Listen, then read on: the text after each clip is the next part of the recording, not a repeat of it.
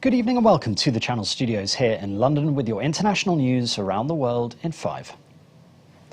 An Iraqi member of the Islamic State group has been found guilty of genocide against the Yazidi religious minority in a landmark German trial. A court in Frankfurt sentenced Taha al-Jumaili to life for crimes including the murder of a Yazidi girl in Iraq. He is accused of enslaving the 5-year-old in 2015 and leaving her to die of thirst. Al-Jumaili is the first IS member to be convicted of genocide against the Yazidis. Thousands of men were killed and women and children were enslaved and raped when IS fighters stormed into the ancestral heartland of the Yazidis in northern Iraq.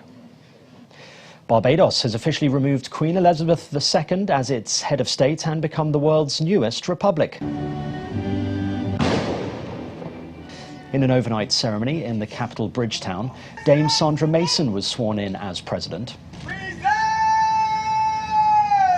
The event coincided with the country's 55th anniversary of independence.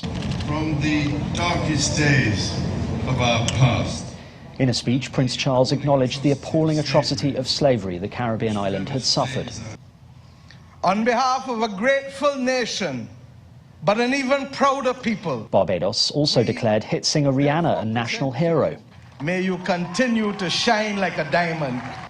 To cheers from the assembled crowd, Prime Minister Mia Mottley announced that the 33-year-old would be conferred with the honour of National Hero of Barbados.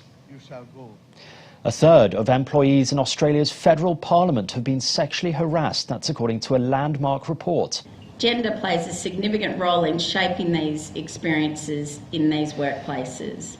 Sex Discrimination Commissioner Kate Jenkins said the victims were disproportionately women. The report, titled Set the Standard, found 51% of staffers had experienced some form of bullying, sexual harassment, or actual or attempted sexual assault. It was commissioned after a former staffer, Brittany Higgins, said she had been raped by a colleague in a minister's office, triggering a wave of wide-ranging allegations. The Prime Minister said the findings were damning and change needs to happen. I find the statistics that are presented there, of course, appalling and disturbing. I wish I found them more surprising. But I find them just as appalling. The Ugandan army has launched joint air and artillery strikes against the rebel group, the Allied Democratic Forces in the Eastern Democratic Republic of Congo. Ugandan authorities blame the ADF, which is affiliated to so-called Islamic State, for a series of bomb attacks in the country since October. 2 weeks ago, IS claimed responsibility for twin bombings just outside the capital Kampala's central police station and near Parliament. At least 5 civilians were killed in the bombings.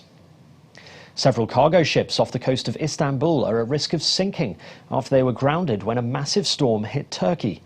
Boats on the Kartal coast have been tossed around in 100 km/h winds. The maritime agency say at least 2 of the huge ships are dangerously close to sinking. Meanwhile, on dry land, mobile phone footage shows the impact of the extreme weather, with dozens of trucks and lorries pushed over. 6 people in total have died in the extreme conditions so far, with several weather warnings still in place. Meanwhile, security camera footage has caught the terrifying moment of a man narrowly escaping from concrete falling from a rooftop in Turkey's western city of Izmir. Due to high winds, a building undergoing construction started to crumble, with concrete narrowly missing a man who ducks away and runs for cover. A car was also badly damaged due to the falling debris. Incredibly, no one was hurt. And finally, a wingsuit pilot has become the first person ever to fly in and out of an active volcano. Sebastian Alvarez, a 36-year-old former military pilot, performed the feat in the Villarrica volcano in his native Chile.